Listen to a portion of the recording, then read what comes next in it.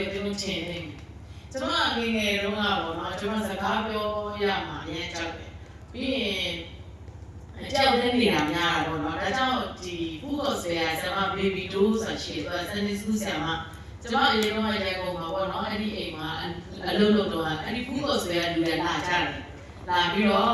အဲ့ဒီမှာမိသားရဖွဲ့တာပေါ့နော်ကျွန်မအဲ့ဒီမှာပန်းနဲ့ပြောရရင်ကျွန်မအဲ့ဒီအမမထူးဆန်လို့ခေါ်လို့တော့အမေရိကန်မှာရောက်သွားပြီအဲ့ဒီအိမ်မှာကျွန်မအိမ်အကူသွားလုပ်တယ်အိမ်အကူသွားလုပ်ရတယ်ကျွန်မအသက်15 16အဲ့ဒီပတ်ဝန်းကျင်တော့ပေါ့နော်အဲ့ဒါကြောင့်ကျွန်မကဖူးကောဆရာကိုသွားဖြစ်သွားတာဖြစ်တယ်ဟာရဲချောင်းရောက်တဲ့ပုံလေးနဲ့ပြောပြတာပေါ့နော်အဲ့တော့ကျွန်မစကားမပြောတတ်ဘူးအဲ့တော့သူနဲ့ကျွန်မပြန်တွေ့တဲ့အခါမှာတမီးကရဲအေးတယ်နော်ရှင်တော့စကားတော့မပြောအခုတော့ရဲပြောလာတယ်တဲ့ပေါ့နော်ပြောချင်တာကအရင်တော့ကျွန်မရဲချောက်တယ်ဘာဖြစ်လို့စကားပြောမှကြောက်လဲဆိုတော့စကားပြောတာကအခက်အခဲဆုံးလို့ကျွန်မခံစားရတယ်စကားမပြောတတ်ဘူးဆိုလို့ရှိရင်အမှားမှရွေးရွေးနဲ့ဖြစ်သွားတတ်တာအများကြီးရှိတာဖြစ်တယ်အဲ့တော့အခုဆိုလို့ရှိရင်ပို့ဆိုးတယ်ဘာဖြစ်လို့လဲဆိုတရားဟောရတာဖြစ်တဲ့အတွက်ကြောင့်ကျွန်တော်ပြောနေတဲ့စကားကသူတို့နားလည်တာတော့တမျိုးပေါက်ချင်ပေါက်သွားနိုင်တယ်ကျွန်တော်ဆိုလိုတာတမျိုးသူတို့နားလည်သွားတာတမျိုးလည်းဖြစ်သွားနိုင်တဲ့အခါမှာတရှင်တော်ဝိညာဉ်တော်မပါလို့ရှိရင်အဲ့ဒီနှုတ်ကပတ်တော်ဟောတဲ့အရာက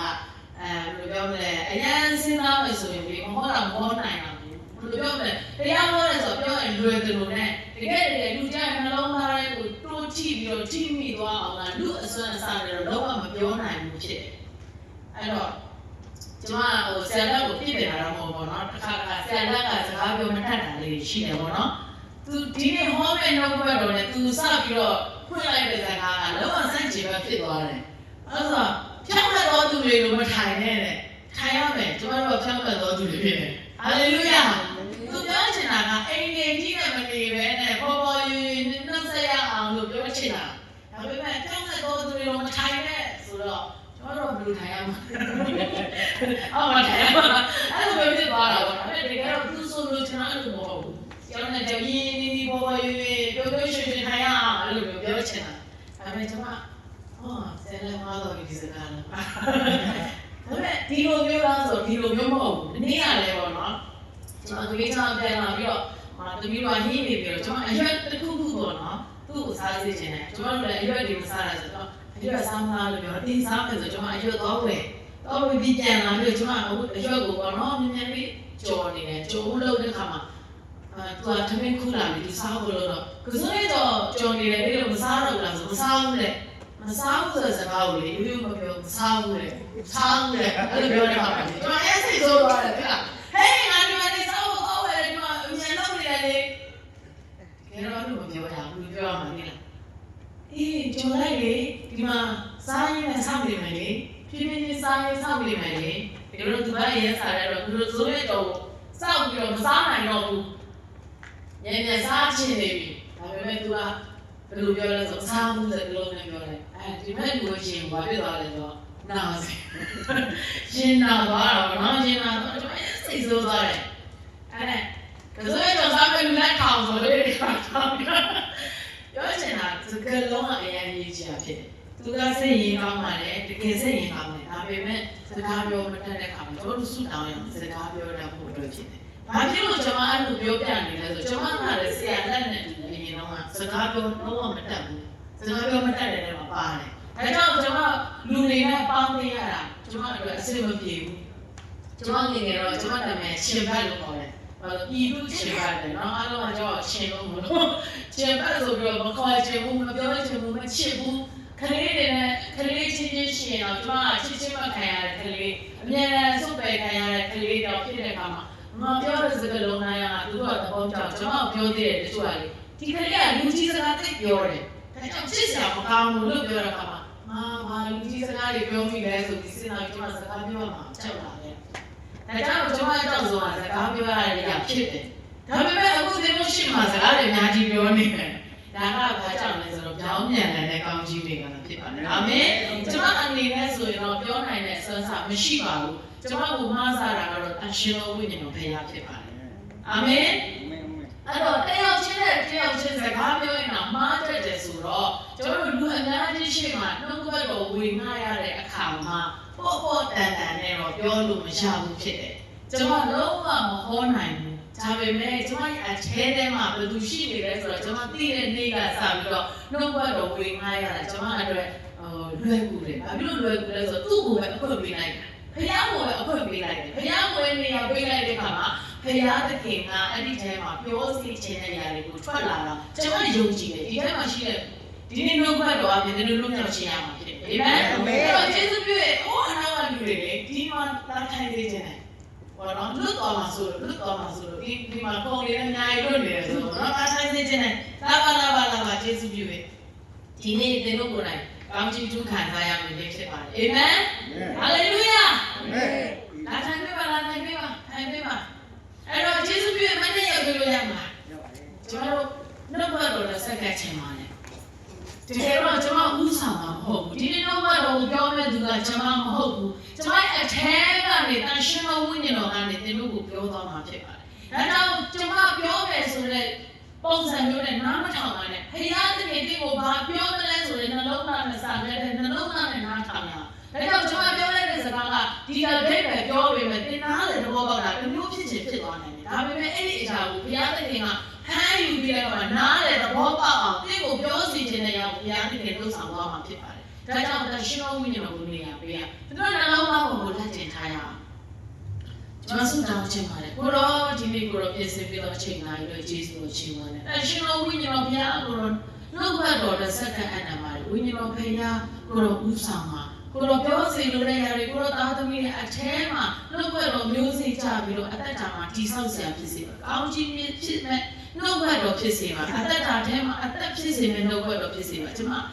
ရဲ့ကိုရောသမီးရဲ့နှုတ်ရှာပါစက်တွေသမီးရဲ့စိတ်ဝိညာဉ်အလုံးကိုရောအသုံးပြုပါသမီးအသက်တာနဲ့ဒီနေ့နှုတ်ဘတ်တော်ကိုနားထောင်မဲ့ပြောင်းရှင်အသက်တာဒီကိုစက္ကန့်အနံနဲ့ခါပါအသက်ရှင်သောယေရှုဘုရား၏နာမတော်ကိုမြည်ပြုတဲ့အလုံးယူသည်ဆိုစက္ကန့်အနံပါ၏ပါအာမင်ကျေးဇူးတင်တယ်ပြန်ထိုင်ကြရအောင်အဲ့တော့ဒီနေ့များတဲ့ခင်ကကျွန်တော်ဝေငါခိုင်းတဲ့ຢာကကြောက်စိတ်နဲ့ပတ်သက်ပြီးတော့ပြောရတာဖြစ်တယ်ဒီထဲမှာမကြောက်တဲ့လူရှိတာကျွန်တော်တစ်ခုလောက်မေးမယ်တချို့ဆိုရင်လူရတာကြီးတာလေးပါလေကိုဟတ်တယ်ပါတယ်ကြောက်တယ်လေနော်ကိုဟတ်တယ်ဆိုကြောက်တယ်စီးရဲမှာကြောက်တယ်ဘဝပြတ်မှာကြောက်တယ်နောက်ပြီးတော့ဗာလဲအမျိုးမျိုးကြောက်တယ်မဟုတ်လားအခက်တီနဲ့ခိုင်းတာမကြောက်တယ်လို့နဲ့ကြောက်တယ်နော်ကြောက်တယ်အခုလမ်းဘေးမှာလေကျွန်တော်တို့ဘယ်လိုပြောမလဲ homeless လို့ခေါ်မှာပေါ့အိမ်ချေရမဲ့တွေဖြစ်နေတယ်နိုင်ငံသားမှာရှိလို့မြန်မာပြည်မှာမရှိဘူးလားရှိတယ်တစ်ခါမှလေဘယ်လဲအဲ့ဒီညဝတီလိုပါတော့မှာလားမသိဘူးပေါ့နော်ဒီကနေထွက်ပြေးပြီးတော့ငွေစီတွေပါလေဆွဲလန်းဘဝတွေစုပ်ပြတ်တဲ့လမ်းဘေးမှာလဲပြီးတော့ဒုက္ခရောက်နေတဲ့ကျွန်မတစ်ခါတည်းတွေ့ဘူးလေအဲ့ဒီလူတွေကသွားမေးတယ်ကူညီပေးတယ်အဲ့ဒီလူတွေကအဲ့ဒီဘဝကိုရောက်ချင်လို့ရောက်တယ်နားထင်လားကျွန်မမေးမယ်ရောက်ချင်လို့ရောက်တယ်နားထင်လားသူတို့အဲ့ဒီဘဝကိုရောက်ချင်မှထင်လားမရောက်ချင်ဘူးသူတို့ကိုမေးကြည့်ရင်အဲ့ဒီဘဝကိုရောက်မှအကြောက်ဆုံးလဲလို့ပြောလိုက်တယ်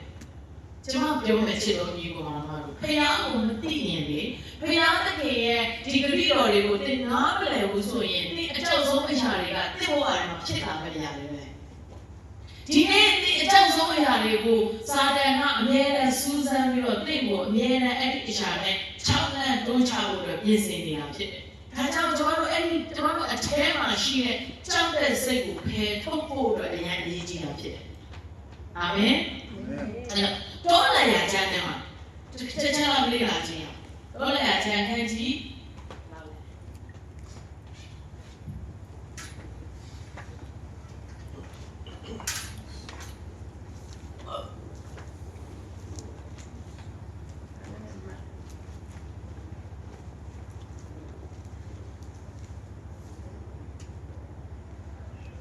ဒီတိရှိကမှန်တော့ဘာမှမဟုတ်ကျွန်တော်မြည်ကြရင်လည်းထုတ်တယ်အမှန်တရားနှုတ်ဘတ်တော်ကိုနားထောင်ရင်ဖတ်နေနေပေါ့နော်ခါတည်းဘုရားတော်မြတ်တာကိုကြည့်တဲ့အခါညစ်ရကြောက်နေတယ်ဒါပေမဲ့ကျွန်တော်လည်းအတိမှာထားလိုက်တယ်အမှန်တရားငယ်ငယ်နဲ့အဲ့လိုကြည့်ရှိရင်ရှင်လာရရင်ရိုက်တဲ့ကြိုက်တဲ့ချိုကိုစောင့်ကြတော့ညံ့ထားတယ်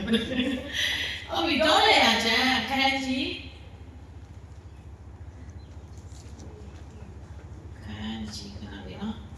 အခန်းကြီး14မှာပေါ့နော်ကျွန်တော်အဲ့ဒီကမှာဖတ်ကြည့်မယ်ဆိုလို့ရှိရင်ဘာတွေ့ရလဲဆိုလို့ရှိရင်ဒီခါနန်ပြည်ပါဘာပြည်လဲအဲ့ဒီပြည်ကခါနန်ပြည်လား နံပြည်ကိုသွားဖို့တော့နော်လူတွေကိုလွတ်လိုက်တယ်ဘယ်လိုလဲဆိုတော့ဘုရားသခင်ကနေအဲ့ဒီမှာလူတွေကိုသွားကြည့်ခိုင်းတယ်ကြည့်ခိုင်းတဲ့အခါမှာအဲ့ဒီအခြေအနေပေါ့ဒီခါနံပြည်ရဲ့အခြေအနေကဘယ်လိုရှိလဲဆိုပြီးတော့သွားကြည့်တဲ့အခါမှာမြင်လာတဲ့သူတွေနဲ့သူတို့ခံစားချက်တွေကတူလားဆိုတော့မတူဘူးလူအများစုကတော့တူတယ်အဲ့ဒီမှာနှစ်ယောက်ကမတူယောရှုနဲ့ကာလက်သူတို့ယောက်ကမတူကျန်တဲ့လူတွေကကြပါလို့ကြောက်စရာလို့မြင်ဟာဒီနေ့ဒီလုံးအကြီးတွေပဲအဲ့ဒီအကြီးတွေဆိုလူတွေကလည်းအကြီးတွေဖြစ်မယ်အဲ့တော့ငါတို့ကိုတောက်ဖို့အတွက်ဒီကိုခေါ်လာတာဆိုပြီးဘာလို့လဲအပြစ်တင်တယ်ဒါပေမဲ့ယောရှုနဲ့ကာလက်ကဘာမြင်လဲဆိုတော့အဲ့ဒီအရာတွေကသူတို့အတွက်စားစရာဖြစ်တယ်အခန်းကြီးအခန်းငယ်ဟိုကိုကိုကြည့်ကြအောင်ထာဝရဘုရားကိုမပုံခံကြနဲ့ဘာဖြစ်လို့မပုံခံကြနဲ့လဲပြောတာဆိုအဲ့ဒီမှာသွားကြည့်တဲ့လူတွေကဘုရားကိုပုံခံတယ်။အိုးဒီခါနဲ့ဒီမှာသိအောင်လို့ခေါ်လာတာဒီလူတွေကတတ်စိတ်ချင်လို့လားဆိုဘုရားကိုပြဿနာရှာတယ်အဲ့တော့သူတို့ကပြောတယ်ဘုရားကိုမပုံခံကြနဲ့ထိုပြည်သူပြည်သားတို့ကိုမကြောက်ကြနဲ့သူတို့ဒီငါတို့စားစရာဖို့ဖြစ်ကြ၏အာမင်ထိုပြည်သူပြည်သားတို့ဒီငါတို့စားစရာအဖို့ဖြစ်ကြသည်တဲ့အဲ့တော့ဒီအထဲထဲမှာကြီးမားတဲ့ပြဿနာတွေကြီးမားတဲ့အခက်အခဲတွေကတကယ်တော့တင့်အတွက်စားစရာတွေဖြစ်တယ်နော်ကျွန်တော်ညီကောင်မတို့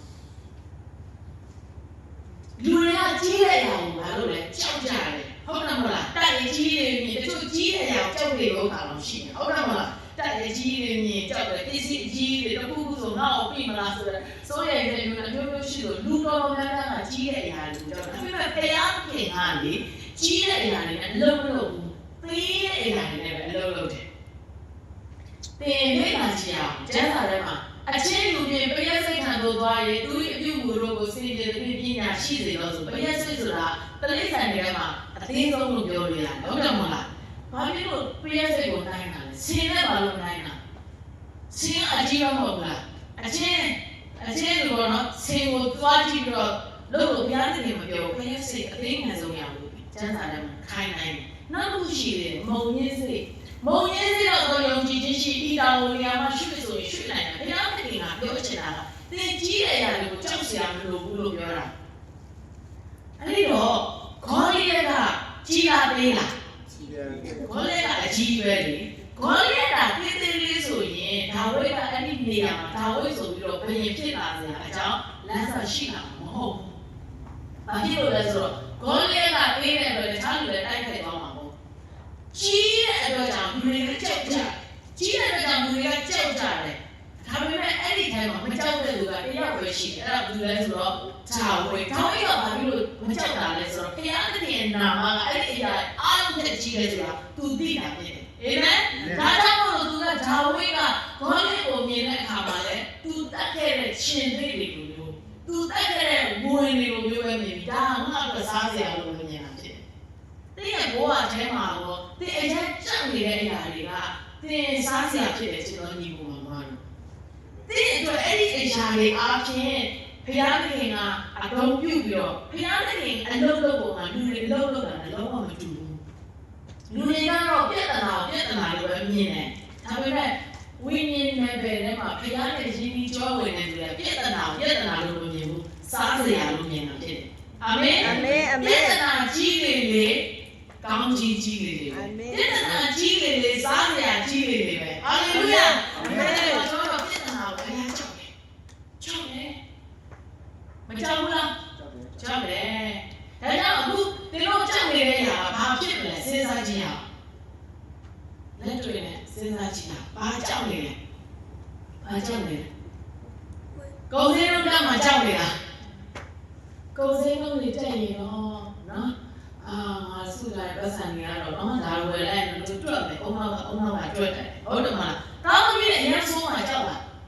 ဒါသမီးတွေအရင်ဆုံးသွားပြီးတော့ဗောနော်ပြည့်စည်ဆုံးသွားရင်ဘယ်လိုလုပ်မလဲဆိုတင်မကြောက်ဘူးလား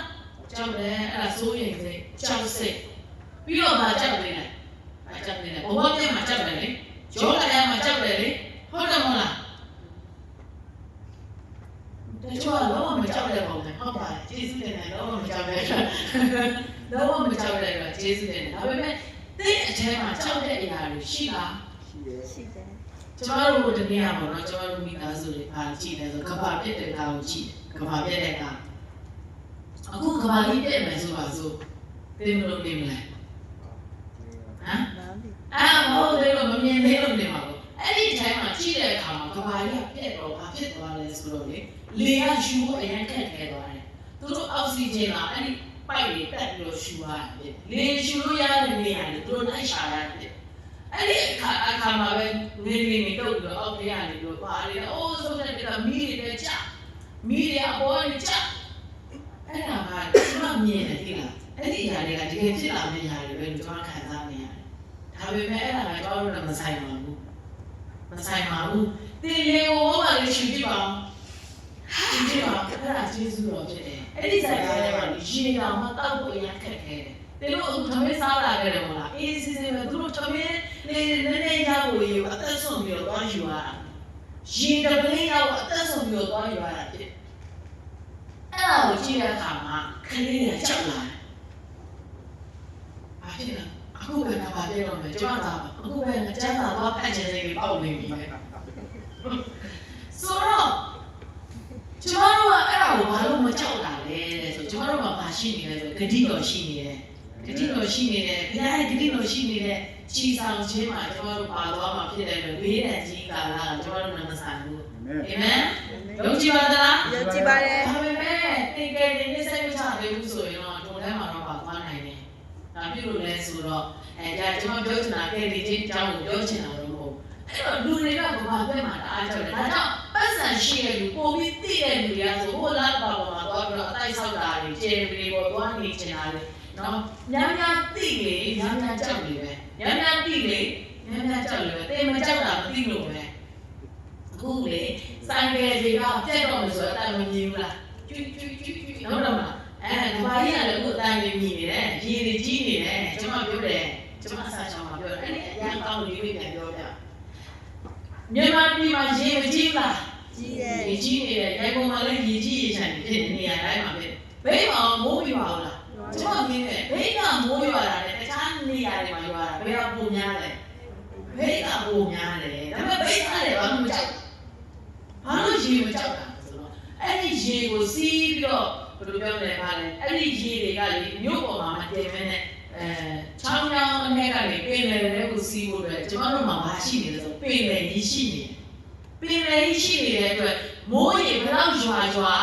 တနေ့မှာအဲ့ဒီရေတွေအားလုံးကပင်လယ်တွေကိုရောက်သွားမယ်ဆိုတော့သိနေတာဖြစ်တယ်အခုရွာနေတဲ့မိုးရေချိန်တိုင်းကပင်လယ်မရှိဘူးဆိုရင်ဘယ်လိုရမြုပ်သွားနိုင်လဲနော်ဟုတ်တယ်မဟုတ်လားအဲ့ဒါကျွန်တော်စီကျင်တဲ့အခါမှာကျွန်တော်အထဲမှာလည်းခရစ်တော်ရှိနေတဲ့အတွက်ကြောင့်သူဒုက္ခပြဿနာတွေဘယ်တော့ပဲလာ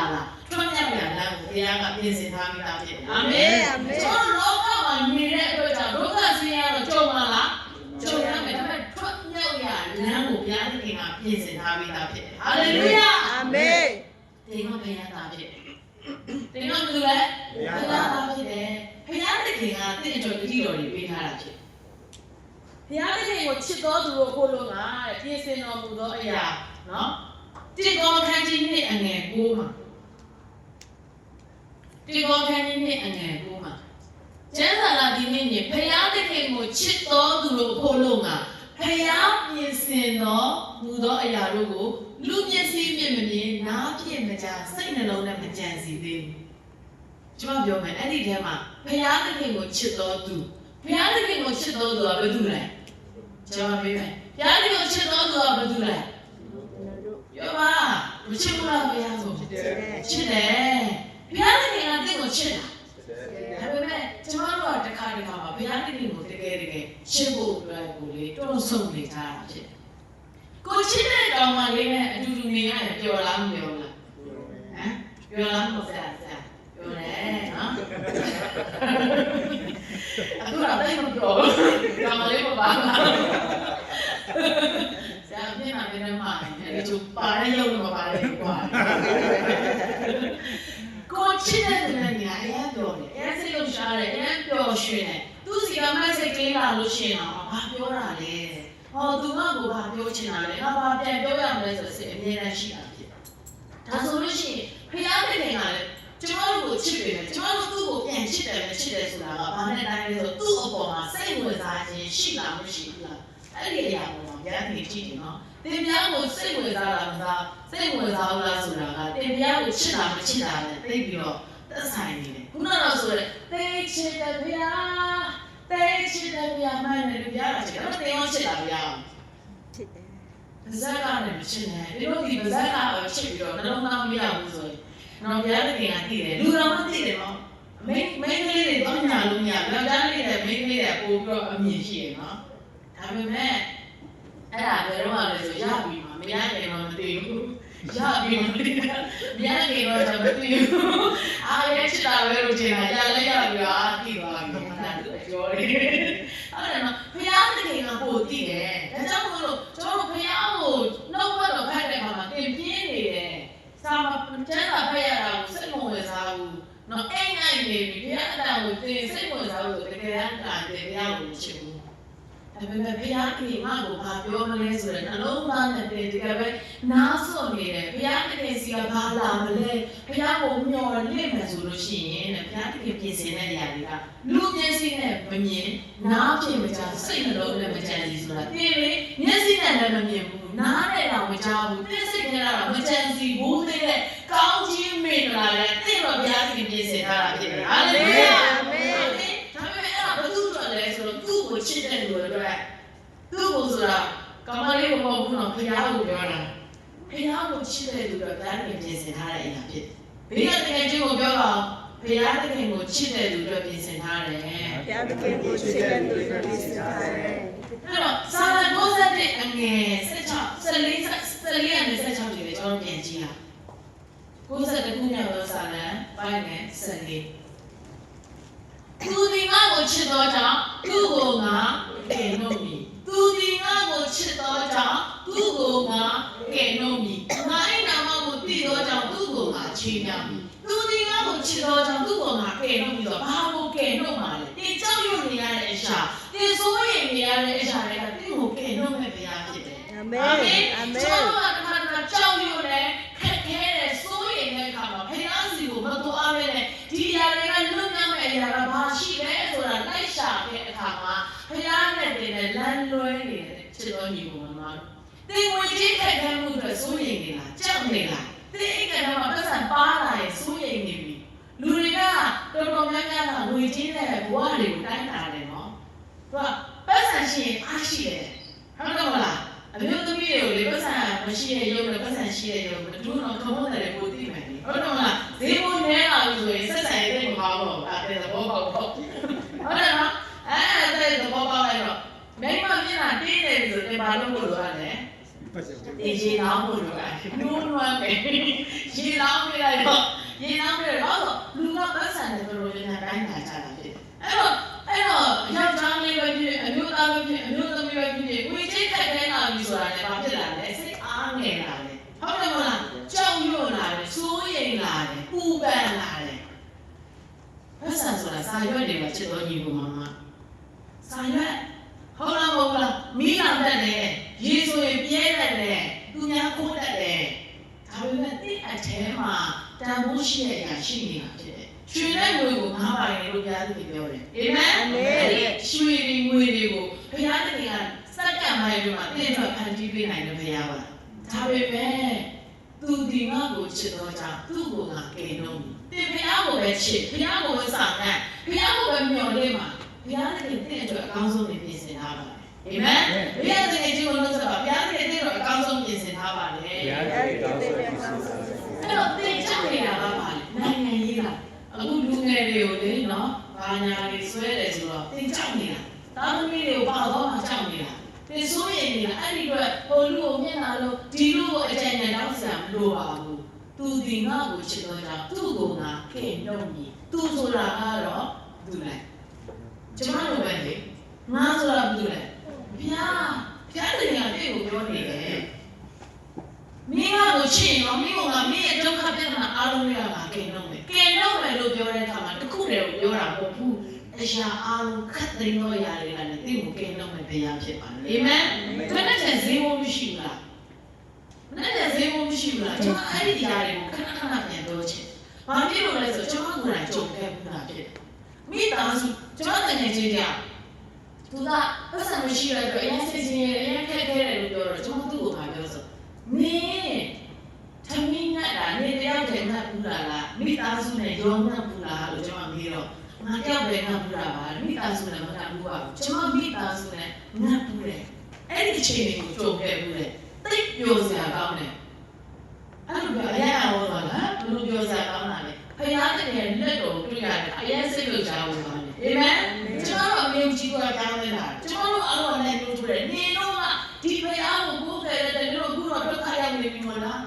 အခုတော့ဒုက္ခရောက်နေပြီစားတယ်မရှိတော့ဦးနဲ့ပြည့်နေပြီမလားကျွန်တော်တို့လည်းညှိုးထိုးကြတယ်အဲ့ဒီအချိန်မှာကျွန်တော်ဘသူစီမှာတော့မရှိဘူးဘသူစီမှာမထူးမထောင်ဘူးကျွန်တော်ဖယားတကယ်တတ်နိုင်ခြင်းကိုကျွန်တော်ယုံတယ်အဲ့တော့မလုပ်လဲဆိုတော့ကြီးဆိုတော့ချိန်မှတယ်အဲ့ဒီအချင်းကိုဥဒိနာမိတယ်မြေကြီးပေါ်မှာဒုက္ခဆင်းရဲရောက်တော့ခါကျောင်းလာမိတဲ့ချင်းအဲ့ဒီအချင်းကိုကျွန်တော်တို့မိသားစုချိန်မှတဲ့အခါမှာလေအဲ့ဒီငတ်ဖို့ချင်းကကျွန်တော်တို့ကြောက်စရာမဟုတ်တော့ဘဲနဲ့စားစရာဖြစ်သွားတယ်ဖြစ်အဲ့ဒီအချိန်ကစပြီးဒီနေ့တိုင်မငတ်တော့ဘူးအာမင်တို့များတော့လက်တော့တီးပြီးတော့ချိန်မှကျောင်းရုပ်ချင်းကသစ္စာလာတဲ့အခါအဲ့ဒီကြောက်ရွံ့ခြင်းပေါ်မှာမရက်တည်ပဲနဲ့ဖယားတကယ်တတ်နိုင်ခြင်းကိုရက်တည်လိုက်တဲ့အခါမှာတင်ဖယားတကယ်ကအဲ့ဒီထဲကလည်းအောင်ခြင်းကိုပေးလိုက်တာဖြစ်တယ်တင် next level ကိုတက်သွားပြီတင်ကနောက်ထပ်အဲ့ဒီစာဘူးပဲတော့မှလာစစ်တော့စာနယ်ကကြောက်သွားပြီဟာသူ့ကိုသမင်းကခိုင်းတယ်လေသူကအဲ့ဒီပေါ်မှာရက်တည်တာမဟုတ်ဘူးဖယားပေါ်မှာရက်တည်တာဖြစ်တဲ့အတွက်ကျွန်တော်အမြဲတမ်းပြောတယ်စားကြမရှိအစာချောင်းလိုက်မစားလာလို့ပြောနေတာမဟုတ်ဘူးကျွန်မထုတ်ပေးလိုက်ထုတ်ချီးလိုက်ကျွန်မဝယ်မြင်သွားမယ်လေစားစရာမရှိဘူးလားအစားချောင်းလိုက်တကူပါရလူကဝိတ်ကြအောင်ပဲဟာလေလုယာကျေးဇူးချီးမွမ်းလိုက်ပါအာမင်အဖေမှုကိုများစိုးရိမ်ခြင်းမရှိပဲအရာရာနဲ့ကျေးဇူးချီးမွမ်းခြင်းနဲ့တကွာဆုတောင်းဝတ်ထနာပြီးတော့အာမင်ဒီလိုတောင်းပါလို့တော်ရာများကိုဘုရားသခင်အကြားလျှောက်ကြလို့ထို့သူပြုတဲ့အဘယ်သူမှကျေးဇူးမိနိုင်တော့ဘုရားသခင်နေတဲ့ခြင်းဒီဘုသူအပြင်လဲဆိုတော့ယေရှုခရစ်တော်အပြင်ဖြစ်တယ်အာမင်ဘာဖြစ်လို့ယေရှုခရစ်တော်အပြင်လို့ပြောရလဲဆိုတော့အစိုးဆုံးတော့ကြောက်စရာအကောင်းဆုံးကိုယေရှုခရစ်တော်တင့်အတွက်လုပ်ဆောင်ပေးခဲ့တာဖြစ်တယ်လောက်ဝကကြဆိုတာမလွယ်ဘူးနော်လွယ်တယ်ထင်လားလောက်ဝကလည်းမှာလူဆိုးတွေကိုဒီအမှန်တင်ပြီးတော့ရိုက်လိုက်တာဒါပေမဲ့ခင်ဗျားတကယ်ယေရှုခရစ်တော်ကအဲ့လိုတင်ရိုက်ရတာမဟုတ်ဘူးမရက်လောက်ဝကလည်းမှာမတက်ခင်ပါလေသူ့ကိုဒီလိုမျိုးရိုက်တဲ့အရာတွေကရဲဆက်ဆက်ဖြစ်အဲ့ဒီခေါင်းထဲမှာစိုက်တဲ့ဒီဆူးရတဲ့လူမှာအဆိပ်ရှိတယ်ခေါင်းကိုက်တယ်လူမှာထိုးမိအဲ့ဒီငါးတွေပါလေဆူးတယ်မို့ပါငါးလည်းအဆိပ်ရှိရတယ်ကိုက်တယ်မို့လားအဲ့ဒီအဆိပ်ကပြင်းတယ်ခေါင်းထဲမှာစိုက်ခံထားရတာဖြစ်အဲ့ဒီအဆိုးဆုံးလားကိုယေရှုခရစ်တော်ကတင့်အတွက်ရှောက်ခဲ့ပြီးဖြစ်တဲ့အတွက်သင်မှာကြောက်ဆန်ရှိတယ်လို့ဒါကြောင့်ဘုရားသခင်ကပြောတယ်။ဘာပြောလဲဆိုနှစ်တိအခန်းကြီး1အငယ်ခေါ်မှာဒီမောဒေဒုတိယစာအခန်းကြီး1အငယ်ခေါ်မှာအကြောင်းမူကဘုရားသခင်သည်ကြောက်တတ်သောစိတ်သဘောကိုငါတို့ကပေးတော်မူသည်မဟုတ်တဲ့။သင်တို့ကိုကြောက်တဲ့စိတ်ကဘုရားသခင်မပေးဘူးဘယ်သူပေးတာလဲ။ဘာပေးလဲဘုရားသခင်ကတကိုးပါသောစိတ်ချစ်တဲ့သောစိတ်ရှင်သောစိတ်ကိုပေးတယ်တဲ့ကြောက်တဲ့စိတ်ကချစ်တော်ညီကောင်မှာတော့တင့်အောင်မှားမိုက်တဲ့ကိုဆွဲခေါ်သွားတာဖြစ်ကျွန်မနောက်ထပ်ကြောက်တဲ့အရာတခုရှိကျွန်မအထီးကျန်မှာကြောက်ကျွန်မအသေးကွမ်းမှာကြောက်ဒါကြောင့်ကျွန်မကအမြဲတမ်းရေးသားကိုစပယ်ရပဲနဲ့ထားတယ်ဒီရောက်ဖြစ်သွားခဲ့ရင်ကျွန်တော်တို့နောက်ကြောက်က ready ရှိနေရဒါတကယ်လို့လားအဲ့လိုဖြစ်ခဲ့လားရုပ်ရည်နဲ့မလားအဲ့လိုလားဘာဖြစ်လို့လဲကျွန်တော်မိဘတွေရဲ့ချစ်ချင်းမြတ်တာမခံရတဲ့အခါမှာကျွန်မကကိုလေးဘယ်လိုပြောမလဲအချစ်ကိုခံတီးရပေါ့အဲ့တော့ကျွန်မရေးစားတယ်အများကြီးဆရာကနဲ့ထားတယ်ကျွန်မရေးစား3ယောက်4ယောက်တကယ်နဲ့ထားဒီအဲ့လိုပြောလို့ရေးစားတယ်နဲ့ချိန်တွေ့တာမဟုတ်ဘူးနော်ကျွန်မရဲ့ပုံစံလေးဘယ်လိုပြောမလဲရေးစားတယ်နဲ့ပြောပြီးတော့ချိန်တွေ့တာမဟုတ်ဘူး easily ပေါ့ပဲဟိုပူရဲ့ပပရဲ့ပေါ့နော်အများကြီးဂရုစိုက်ခြင်းကိုခံချင်ရတယ်လူတွေကလည်းယောက်ျားလေးတွေတော့တရားယောက်ျားမင်းမိန်းကလေးတွေဒီလိုမျိုးစိတ်ရှိရဲ့ဗါလဲမရရင်ကြာလို့လေဗါလဲရရင်ဗါလဲစကားမှနေချီလို့ပါဆိုတာဒီလိုလေသူကရေးသားမဖြစ်ခင်ပါလေအဖြေရဖို့ရေးကိုဘယ်လိုလုပ်လဲသိပါလေအဲ့ဒီကမသိလို့အဖြေရဖို့ရေးဘာလုပ်လဲအဲ့ဒါအောင်ချခံတယ်အဲ့ဒါယူဆိုင်ပြီးအဖြေရသွားပြီးရေး သွားပြီဆိုဘာလုပ်လဲဘယ်လိုအားသေးဘယ်မှာကိစ္စရှိနေနော်ဘာညာဒီမှာတကယ်ချင်းနေတယ်လို့ရှက်နေတယ်တဲ့လားအဲ့ဒီနေရာကိုကျွန်မအကြောင်းမခံကျွန်မအပေါ်ပိုင်းနဲ့နေလို့ပဲဘယ်လိုလဲဆိုကြီးသားအဖြစ်မခံဘူးကြီးသားမဖြစ်ခင်လေးမှာမဖြစ်တဲ့ဖြစ်ကလေးပေါ့တကယ်ချင်းမကကြီးသားမကြအဲ့ဒီချိန်လေးမှာအများကြီးထားတာဒီပြောင်းကိုကြိုက်တော့ဆိုတို့ရတယ်โอเคလေးရတယ်ကိစ္စမရှိဘူးဆရာလက်ကလေဒါလမ်းချိုလို့ပြောပြမယ်ကျွန်မလည်းတကယ်ချင်းပဲကပါလေကြီးစားမကြဖြစ်နေတဲ့အချိန်မှာသူကစိတ်ဆိုးတယ်ဘာညာလဲโอเคနေတော့ပြက်ပြီလားသူပြက်ရင်โอเคလေးလို့ပြက်လိုက်ပေါ့ဆိုသူသိနေတယ်ကျွန်မတို့တကယ်ချင်းကိုကျွန်မမှနောက်ထပ်တစ်ယောက်၃ယောက်ရှိတယ်ဆိုသူသိတော့မလုပ်လဲမဟုတ်ပါဘူးပြန်ပြီးအောက်ကြားခိုင်းတယ်ဒါပေမဲ့အဲ့ဒီတော့ကတော့ကျွန်မကရွှေကြီးဆောင်ခဲ့ပြီမဲ့အိမ်အောင်လဲကြာသွားရောပြီးသွားပြီအညိုတေးတွေအားလုံးပေါင်းသွားပြီဖြစ်တယ်ဒါကြောင့်သမီးခင်ချိုဦးစမဘာမှမချနိုင်ပါဘူးလေးစရာကသမီးလေးခုအဲ့ဒါလည်းမမြင်နိုင်ဒီနောက်ွယ်အဲ့ဒီမတိုင်ခင်မှာပေးဆက်ပြရတာအများကြီးပြောချင်တာကကျွန်မကြောက်တဲ့အရာကကျွန်မစီမှာရောက်လာတယ်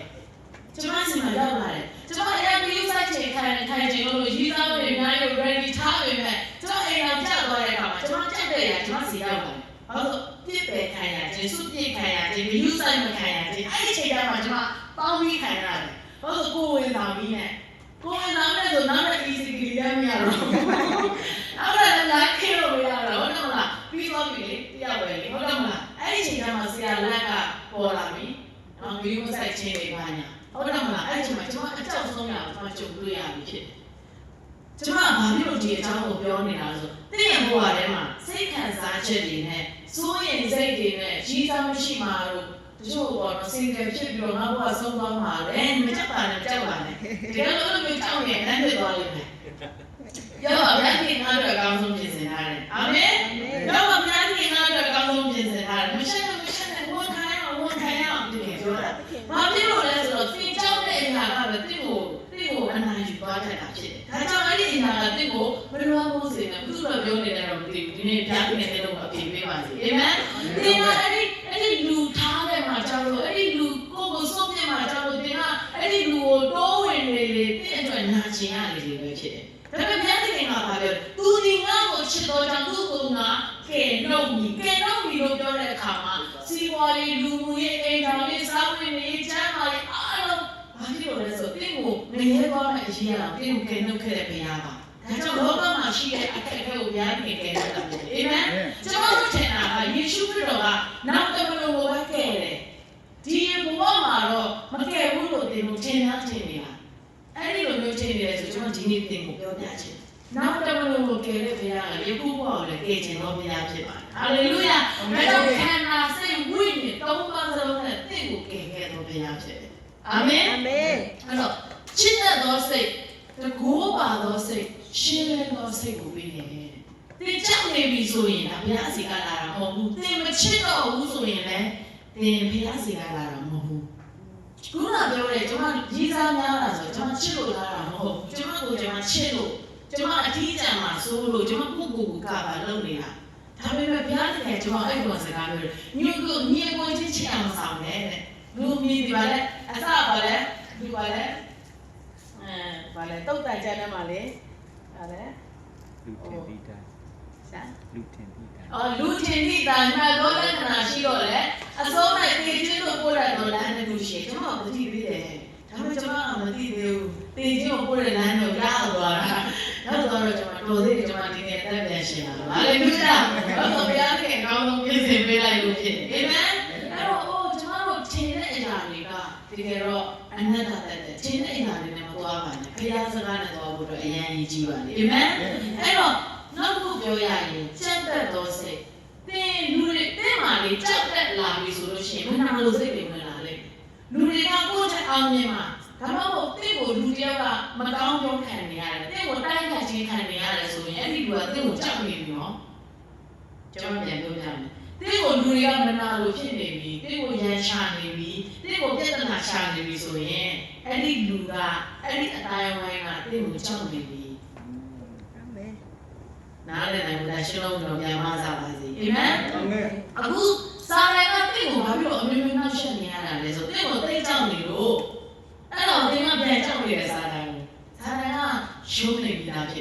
လောက်ဝကန်းလိုက်ပါတကယ်ရှုံးပြီးလားစာတန်ဒီရှုံးရွေးထွက်တော့ပြင်းလာအဲ့တော့ပြီးသွားပြီဒါပေမဲ့ तू လောက်နေတာတခုပဲရှင်အဲ့ဒါတင့်ကို6လမ်းစိတ်ကနေပြီးတော့တင်သူ့ကို तू တင့်ကိုချိလို့မရဘူးတဲ့ခံလာတဲ့ဝိညာဉ်ကိုချိလို့မရဘူးဒါပေမဲ့တဲ့စိတ်ကိုတော့ချိလို့ရကလစ်ပြောင်းတယ်လို့လေပါဇက်ကိုဖြဲပြီးအိမ်မှာပါဇက်ကိုပန်းတီထိုးတယ်ဦးလေဟုတ်တယ်မလားအရက်ဆိုင်ကပလေးရဲ့တူလာပြီးတော့စာတန်တော့ရှက်လို့လေစာတန်တော့ရှက်လို့ဆိုပြီးမင်းဘူးအိမ်ကလိုက်တာကစာတန်မဟုတ်ဘူးဟုတ်တယ်နော်ဘယ်လိုလဲအဲ့တော့ဇနီးတွေကစာတန်မဟုတ်ဘူးတင်ကသူ့ကိုဘလို့မြင်လာလဲချစ်တဲ့စိတ်ပြောကြည့်အောင်ချစ်တဲ့စိတ်နဲ့ချင်းရမ်းလာတယ်နော်အာမင်ချစ်တဲ့စိတ်နဲ့ချင်းရမ်းလာတယ်ဒါပေမဲ့ကျွန်တော်တို့ချစ်တဲ့စိတ်ဘုရားရဲ့စိတ်နဲ့မကြည့်ဘဲနဲ့ရန်သူလို့ကျွန်တော်တို့လက်ဝိတ်နော်ဘာလို့လဲဆိုတော့ဇနီးမောင်လည်းအဲ့လိုကြည့်တဲ့အခါမျိုးတွေမှာပြဿနာရှိတယ်အာမင်အနာပြေးလိုက်ပါအနာလို့ကျတဲ့ဆိုအနာပြေးလိုက်ပါအဲ့ဒါဘုရားရဲ့သဘောတော်ဖြစ်အာမင်တကူပါတော့စိတ်ဆိုတာဘာဖြစ်လို့တင့်ကိုဘုရားရဲ့အဲ့ဒါပြောတာလဲဆိုတင်ကအဲ့ဒီစိတ်တင့်အထဲမှာရှိပြီးသားဖြစ်ဘာဖြစ်လို့လဲဆိုတော့တင့်အထဲမှာကျင်းဝတ်တာအရှင်လုံးဝိညာဉ်မှာဘုရားဖြစ်တယ်အာမင်အဲ့ဒီခါမှာကျွန်တော်တို့တကူပါတော့စိတ်ပြောကြပါတကူပါတော့စိတ်နဲ့တင့်နောက်ကမိုးတဲ့အရာတွေကတကယ်ဖြစ်လာတယ်အမီးကြောက်လိုက်တာနော်ပတ်စံမရှိမှကြောက်လိုက်တာနော်ပြောကြည့်အဲ့ဒီပတ်စံမရှိခြင်းကတည့်စီရောက်လာလိမ့်မယ်နေမကောင်းမှကြောက်တယ်နော်ဖြားချင်တယ်လို့ပဲဖြားပြီးကြတယ်နော်အဲ့ဒီအရာကတင့်တယ်မှာတကူပါတော့စိတ်ဘုရားကြီးနဲ့ထည့်ထားပြီးလဲဆိုတာမမေ့ပါနဲ့ဒါကြောင့်ကျွန်တော်တို့နှုတ်ကဝန်ခံတဲ့အရာတွေကလည်းအရင်အရေးကြီးပါတယ်ဒါဆိုရင်ကျွန်မဂျားပယ်လေးတစ်ခုနဲ့ပြောပြချင်တယ်ပေါ့နော်အဲ့ဒီအရာကိုအခုတော်ဘုရားကြီးအရင်ပြောတယ်ဘုရားတကယ်မကြိုက်တဲ့အရာ၃ခုရှိဒါကိုတင်တတ်တော့မှတ်သွားစေချင်တယ်နံပါတ်1ကဘာလဲဆိုကိုအထင်သေးခြင်းဟာကျွန်တော်ကဘာမှမဟုတ်ပါဘူးကျွန်တော်ကအလကားလူပါငါဘယ်တော့မှသုံးစားမရတော့ပါဘူးငါကတော့အလကားပါလို့တင်ကိုအားငယ်တဲ့စိတ်နဲ့ပြောနေတာအရာကိုဘုရားတကယ်မကြိုက်ဘူးဘာဖြစ်လို့ဆိုသိအထဲမှာဘယ်သူရှိနေရလဲဘုရားတကယ်ရှိနေတဲ့အရာကိုဒီမှာဘုရားရှိရတာနဲ့ဘာမှမဟုတ်ပါဘူးလို့ပြောနေတာကသိကိုယ်တည်စော်ကားတာတဲ့ဘုရားတကယ်ကိုတည်စော်ကားနေတာပဲအခုဆရာလည်းလူပဲကျွန်မလည်းလူပဲသူ့အထဲမှာလူရှိလဲယေရှုတော်ရှိတယ်တန်ရှင်တော်ဝိညာဉ်တော်ရှိတယ်ကျွန်မအထဲမှာတန်ရှင်တော်ဝိညာဉ်တော်ရှိတယ်ဒါကိုကျွန်မကကိုအထင်သေးတဲ့အရာကိုဘုရားမကြိုက်ဘူးဆိုရင်သူ့ကိုလည်းတော့ပြီးအထင်သေးမြင်နေနဲ့ပြောတာကိုဘုရားကမကြိုက်ဘူးအပြည့်စုံတဲ့တော့ကမှမရှိလဲဆိုတကူပါတော့စိတ်ဘုရားနဲ့ချက်ပေးထားတယ်ချစ်တော်စိတ်ရှင်တော်စိတ်တကူပါတော့စိတ်ကိုဘုရားနဲ့ပေးထားတာဖြစ်တဲ့အတွက်ကြောင့်ကျွန်တော်တို့ကလူတွေပေါ်မှာဘယ်လိုတတ်မှတ်တယ်လဲဆိုတာကိုဘုရားနဲ့အရင်စိတ်ဝင်စားတယ်နောက်တစ်ခုပြောပြမယ်စာရမအခွင့်အရေးအာဏာရှိလားမရှိဘူးလူတယောက်ကိုချိန်ဆတော့မယ်ဆိုရင်တင့်ကိုသုံးပြီးတော့သွားလို့တယ်နော်အဲ့ဒါကိုမမေ့ပါနဲ့သူကလည်းပြောလို့မရဘူးတင့်ကိုသုံးပြီးတော့ပြောတာတင့်ကိုပြောသုံးပြီးတော့အဲ့ဒါကိုသူလုပ်ချင်တာဘာဖြစ်လို့ဆိုတော့မြန်မာစကားမှာလို့ရှိရင်အဲ့ဒါတော့ပြောတော့တော့အိမ်ကျက်ချင်းအိုးမတုတ်တယ်ဆိုတာဟုတ်လားနော်အိုးမတုတ်တော့လည်းမမပြီးတော့ခုတ်တော့တာပဲကျက်ရအဲ့တော့ကျွန်တော်တို့လည်းဘုရားတော်ကြီးချင်းချင်းမမြင်တော့ဘူးဘုရားကြီးဖန်ဆင်းပေးထားတဲ့အရာကိုမမြင်တော့ဘဲနဲ့ဟောရန်သူပဲဆိုပြီးတော့မျက်စိကိုကွယ်ထားတဲ့စာရန်ကဝိညာဉ်မျက်စိကိုကွယ်ထားပြီးတော့တရားရောကတင့်ကိုလာပြီးတော့ရှင်းရှာတယ်ပြဿနာရှာတယ်မနာလို့တိုက်ခိုက်တယ်ဆိုရင်တရားဒီဝိညာဉ်မျက်စိဖွင့်ပြီးတော့ကြည့်ပါသူကဘုရားတကယ်ဖန်ဆင်းထားတဲ့သူပဲသူ့ကိုငါနားလည်ပေးလိုက်မယ်ဘာဖြစ်ဖြစ်သူ့အတွက်ငါဆုတောင်းပေးလိုက်မယ်အဲ့ဒီဟာတင့်ကောင်းကြီးကိုသင်ယူလာဖြစ်တယ်ဒါပေမဲ့တင်ကကိုယ်တိုင်အိုးမတော့ခံပြီးတော့တင်နဲ့သူနဲ့ပြန်ပြီးခုတ်နေတော့တင်ချက်ဖြစ်သွားလို့နော်အဲ့ဒီတော့ကိုယ်တိုင်ကြက်မဟုတ်ဘူးဆိုတာနားလည်ပြီးဘုရားတကယ်မသားပါဘူးအာမင်အဲ့တော့ကိုယ်တိုင်အဲ့ဒါကိုနားလည်ပြီးတော့ဒေါသထွက်စရာချိန်တဲ့ဆိုပြောတာရှိပေမဲ့မပြောဘူးကျွန်တော်အများကြီးပြောတယ်ပြောချင်တယ်ဒါပေမဲ့မပြောဘူးအဲ့ဒါဘာလို့လဲဆိုတော့အမှုတော်ဆောင်တာပဲပြောချင်တယ်လူတွေကိုပြောပြချင်တယ်စိတ်ရှိလက်ရှိဒါပေမဲ့မပြောဘူးဘာလို့လဲဆိုတော့ဘုရားတကယ်မကြိုက်ဘူးဒီလိုလို့အဲ့ဒါကတင်းအေးဘူးသွားဟောတာမဟုတ်ဘုရားတကယ်အလိုတော်ကိုဆောင်ခြင်းအမှုတော်ဆောင်ခြင်းပဲအာမင်ဒီမှာလေလူတွေကိုချစ်တယ်ဆိုတော့ကောင်းလေးကိုပြောတာမဟုတ်ဘူးနော်ကိုယ့်ရန်သူပဲနော်ချစ်တယ်လို့ပြောဖို့ခက်နေတယ်ဒါပေမဲ့ဘုရားက တင်ပြောခိုင်းတဲ့အခါမှာသူ့တို့ဆုတောင်းပေးခိုင်းတဲ့အခါမှာဒီဆုတောင်းပေးခြင်းကလည်းအမှုတော်ဆောင်ခြင်းဖြစ်တဲ့ခြေတော်ကြီးကိုမှာအာမင်အဲ့တော့ယောမရှင်ခန်းကြီး28ကိုတစ်ချက်တော့ပြန်သွားကြည့်ရအောင်ယောမရှင်ခန်းကြီး28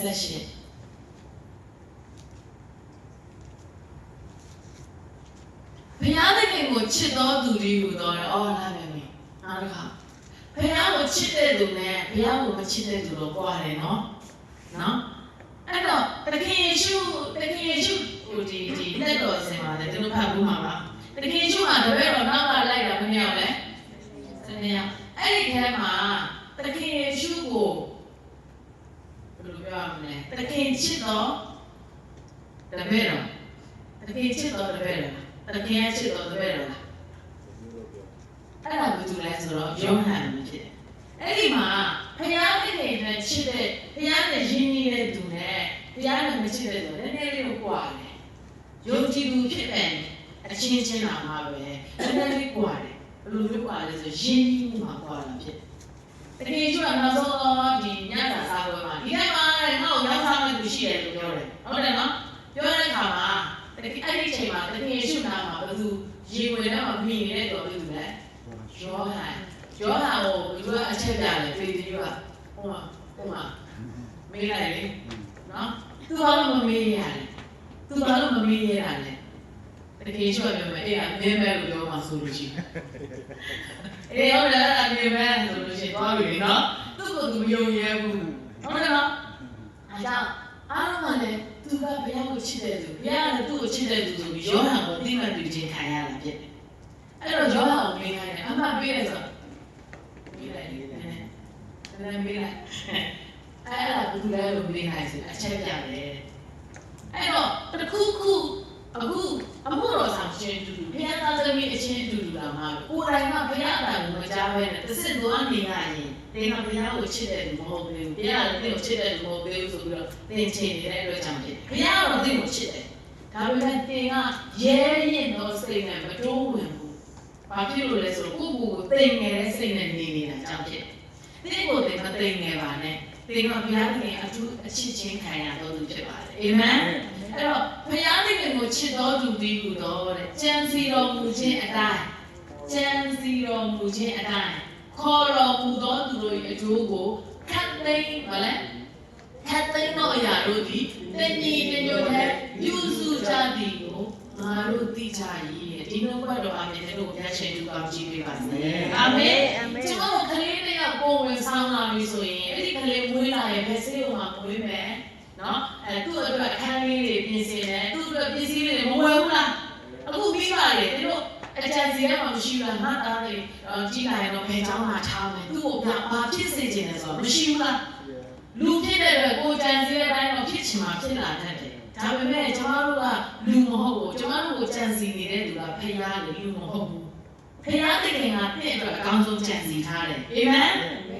လူဖြစ်တဲ့လူတော်ကမနှက်ချင်တော့မသိဘူးပဲဥပမာဒီကလေးကိုမွေးပြီးတော့ကိုတင်နဲ့တည်သွားနိုင်တာပဲလေဒါတော့မှပဲအဲ့ဒီကလေးတွေကျိုးတင်ပြင်ဆင်မှုတွေမလုပ်ဘူးလားဟိုတချို့ဆိုလည်းများဆိုတင်နဲ့စာရွာတွေရေးတယ်အဲ့ဘယ်သူ့တော့ဘယ်လောက်ပေးလိုက်ဘယ်သူ့ဘယ်လောက်ပေးလိုက်ဆိုပြင်ဆင်ထားတယ်မဟုတ်ဘူးလားဒီလိုမျိုးလူတော်မှာပဲသူ့သားသမီးတွေပြင်ဆင်ထားတယ်ဆိုရင်ဘုရားသခင်ကလည်းတင့်အတွက်အကောင်းဆုံးကြံစီတဲ့ပြင်ဆင်ထားတာဖြစ်တယ်အာမင်အဲ့ဒီအရာတွေကိုတဲ့ဘယ်လိုလုပ်တယ်လဲဆိုတော့ခတ်သိမ်းသောအရာတို့ဒီဆိုတာတညီတညွတ်တဲ့ပြုစုတယ်တင့်ကိုနေရာမှန်လူမှန်တင့်ကိုတင့်အတွက်ကောင်းကျိုးတွေတင့်အနာဂတ်ကိုအကောင်းဆုံးပြင်ဆင်မဲ့သူတွေကိုတင့်ဘဝတွေကိုဘုရားသခင်ပို့ဆောင်ပေးနေပြီဖြစ်တယ်အာမင်ချိတ်ဆက်ပေးနေပြီဖြစ်တယ်အာမင်ဒါပေမဲ့ကျွန်တော်တို့လုပ်ရမယ့်အရာကတစ်ခုပဲဘုရားကိုချစ်ဖို့ပဲဖြစ်တယ်အဲ့လိုပြင်ဆင်ထားတာကဘယ်သူအတွက်လဲဆိုတော့ဘုရားသခင်ကိုချစ်တော်သူတွေအတွက်ပဲဘုရားသခင်ပြင်ဆင်ထားတာဖြစ်တယ်ဘုရားသခင်ကိုချစ်တဲ့သူတွေကဘယ်လိုပုံစံတွေရှိလဲဆိုတော့ဘုရားစကားကိုစိတ်ဝင်စားတယ်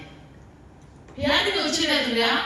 ချစ်တယ်ဘုရားစကားကိုစိတ်ဝင်စားတယ်ဘုရားကိုစိတ်ဝင်စားတယ်သင်ဘုရားကိုစိတ်ဝင်စားသေးဘူးဆိုရင်တော့သင်ဘုရားရဲ့အကြံစီထဲမှာမရှိသေးဘူးဖြစ်နေတယ်။ဘာဖြစ်လို့လဲဆိုတော့ဘုရားကသင်အတွက်အကြံစီတွေမသိဘူးလေ။ဘုရားသခင်ကဒီလမ်းမှာသင်အတွက်ပြင်ဆင်ထားပြီ။သင်ကဒီဘက်လမ်းကိုသွားနေတယ်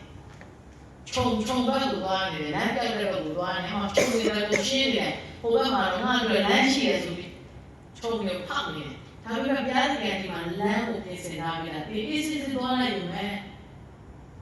ငါရဲ့တော်ချင်းငါရဲ့တက်ချင်းငါရဲ့ကြိုးစားခြင်းနဲ့ငါလမ်းမှာဖောက်မယ်ဆိုတဲ့လူတွေကအဲ့ဒီမှာတိုင်ပတ်သွားပြီးတိုးလေရကျန်းဆိုအဲ့မှာပေါ်လာတာဖြစ်တယ်။သင်ရောဘာကျန်းကိုရေးနေတယ်ချစ်တော်ညီကောင်တို့တိုးလေရကျန်းကိုရေးနေသလာ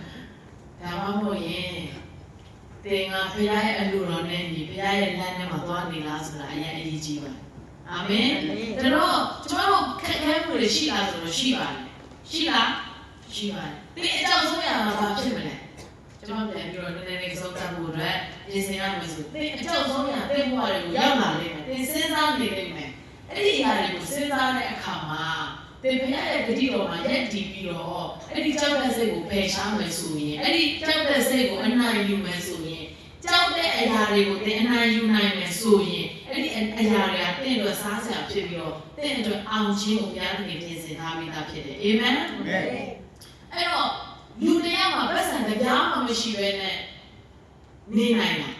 ကျွန်တော်မေးမယ်ခုနကတော့ပတ်စံတို့ပတ်စံအရေးကြိုက်တယ်ဒီပတ်စံဆိုတာအမွေးနှုတ်စရာမလိုဘူးဟုတ်တယ်မလား ready တော့ရုံပဲပတ်စံတိုင်းကြိုက်လားကြိုက်တယ်ပတ်စံရှိမှလူရဝင်တယ်ပတ်စံဆိုတဲ့လူတော်များများမှာတရားမှာ69ရာခိုင်နှုန်းလောက်ကပတ်စံကိုကျမ်းတယ်ဒါကြောင့်ဒုတိယဘုရားသခင်တို့တော့ပြောတယ်ဒါပေမဲ့အဲ့ဒီအထဲမှာမှအဲ့ဒီပတ်စံကမအတွက်ဘာမှမဟုတ်ဘူးဆိုရင်သင်ကသိချတယ်သင်ကရှံထွက်တော်သူဖြစ်လာတယ်အာမင်နားလည်လားတော့မသိဘူးသင်ကပတ်စံမရှိမှအရင်စိုးရိမ်နေဆိုရင်သင်အမြဲတမ်းခက်ခဲမှုတွေနဲ့ပဲရင်ဆိုင်နေရလိမ့်မယ်သင်ဘဝမှာအမြဲတမ်းငွေကြေးတွေပဲပြဿနာတွေရင်ဆိုင်နေရလိမ့်မယ်ဒါပေမဲ့အဲ့ဒီပြဿနာငွေကြေးကသင်အတွက်ဘာမှမဟုတ်ဘူးလို့စဉ်းစားဆုံးဖြတ်ပြီးတော့အဲ့ဒါကိုရင်ဆိုင်ပြီးတဲ့နေ့ကစပြီးတော့သင်က break through ဖြစ်သွားတဲ့နေ့ပဲဖြစ်တယ်အာမင်အဲ့ဒါနဲ့ကျွန်တော်တကယ်ကျွန်မဘဝနဲ့တက်တည်ခံပြီးတော့ပြောပြချင်တယ်အဲ့ဒါဆိုကျွန်တော်တို့မိသားစုကလိုဖြစ်တဲ့အခါမှာစားကြရန်ခက်ခဲကြတဲ့ပတ်စံဆိုတာမရှိဘူးကျွန်တော်ကထမင်းဆိုလို့နှစ်ကွဲပဲရှိတယ်တကယ်နှစ်ကွဲပဲရှိတယ်စပလိန်ထမင်းရန်ရိုးထမင်းရန်ခဏလည်းပြောရတယ်ဘာလို့ဆိုပတ်စံမရှိပဲနဲ့နေရတဲ့ဘဝမျိုးကိုကျွန်မရင်ဆိုင်ခဲ့တယ်အဲ့ဒီတော့ကကျွန်မကိုဘုရားသခင်ကကျေးဇူးတော်ချီးမွမ်းနိုင်လားဆိုတဲ့အခြေအနေကိုကျွန်မကြုံခဲ့ရတယ်ကျွန်တော်ပြောပြမယ်တိတ်တော်စရာကောင်းတယ်ဘာဖြစ်လို့ဆိုပတ်စံမရှိပေမဲ့ဘုရားသခင်ရဲ့ဂတိတော်ရှိနေတယ်အာမင်ဒီနေ့စားစရာမရှိဘူးလူဆိုတာဒီပတ်စံမရှိရင်စားစရာမရှိဘူးလေဆန်မရှိဘူးစီမရှိဘူးဗာလေချက်ဖို့မရှိဘူးဘာမှမရှိဘူးလေဒီအခုစဉ်းစားကြည့်ပါအဲ့ဒီအချိန်ကြီးရောက်သွားရင်ဒီနေကိုအဆင်ပြေမလားပြေမလားနှလုံးသားနဲ့ကျွန်တော်ပြောပြအဲ့ဒီအချိန်ကြီးကျွန်တော်တကယ်ကြုံခဲ့ရတာဖြစ်တယ်ဒါပေမဲ့ကျွန်တော်လေအဲ့ဒီတော့စဉ်းစားရတာတစ်ခုပဲရှိတယ်အဲ့ဒီအစာရည်ကငတ်ပြီးတော့ပြေးသွားရင်တော့ကျွန်မသိခံမယ်ကိုတော့ကျွန်မမစွန့်ဘူးဆိုတဲ့နှလုံးသားရှိတဲ့အခါမှာဘုရားသခင်ကလေကျွန်တော်နောက်ထပ်ပဲတော့မှအဲ့ဒီငွေကြေးခက်ခဲမှုနဲ့ရင်ဆိုင်စေတော့ဘူးဖြစ်ဒါနဲ့အဲ့ဒီအရာကအလောက်နဲ့မပြဂုံပြိုင်တယ်ဘယ်လိုပြောမလဲတယောက်နဲ့တယောက်ပြိုင်ဆိုင်လာတာနေခိုင်ရတဲ့အချိန်တွေမှာလူဆိုတာအမောက်ထောင်ခြင်းလေငါကအမောက်ထောင်လို့လေငါကမှဒီအမောက်ထောင်မယ်ဆိုတာလူဆိုတာမမလည်းမရှိဘူးလားရှိတယ်ကျွန်မအိမ်တော်ကြောက်ပြီးတဲ့အခါမှာကျွန်မရဲ့ထုံးတယ်ကျွန်တော်တော့ပတ်စံမပေးဘူးမအပ်ဘူးမသုံးရဘူးမဟုတ်စားချင်တော့မဟုတ်ဝယ်ကျွေးမယ်အင်ဂျီလိုချင်အင်ဂျီဝယ်မယ်အဲ့လိုပြောလို့ဇာတ်လက်ကိုမကောင်းချောင်းပြောတာမဟုတ်ပါဘူးအခုတော့ရမ်းကောင်းနေပါအဲ့တော့အဲ့လိုမျိုးချင်မှာကျွန်မတို့ဆိုင်ကိုသွားတဲ့အခါမှာသူ့အမေကကျွန်မကလေးနဲ့သွားတဲ့အခါမှာတက်စီကပတ်စံမရှိဘူးလေမရှိတဲ့အခါမှာသူ့အမေရဲ့အမေ900လောက်ပေးပါဦးကျွန်မတက်စီကရှင်းတော့သူ့အမေကနေ့မှာဒီပတ်စံ900လောက်မရှိလားပြောချင်တာနည်းနည်းတင်းသွားပြီဂုံးစင်းတယ်ပေါ့အဲ့လိုပေါ့နော်ပြောမလားပတ်စံ900လောက်ဆိုင်ရလာမှတ်နေတယ်ဆိုတော့ပုံစံမျိုးပြောတာလူတွေအများကြီးရှိမှာနော်လူတွေအများကြီးရှိမှာပြောတာကျွန်မလေကျွန်မဘာမှမပြောဘူးကျွန်မရဲ့ပါဇာကတိမ်နေတဲ့စိတ်လုံးဝမပြောဘူးဘာဖြစ်လို့လဲဆိုကျွန်မအထဲမှာဘူးရှိနေဆိုကျွန်မသိတယ်အာမင်အဲ့ဒါကျွန်မပတ်စံမရှိရကျွန်မပတ်စံမရှိလို့မပေးနိုင်ဘူးကျွန်မဘာမှမပြောကျွန်မဘာမှမပြောနေပြီးတော့ကျွန်မသူ့အမေကပြောလဲဆိုအမေသားကကျွန်မကိုပတ်စံထားဘူး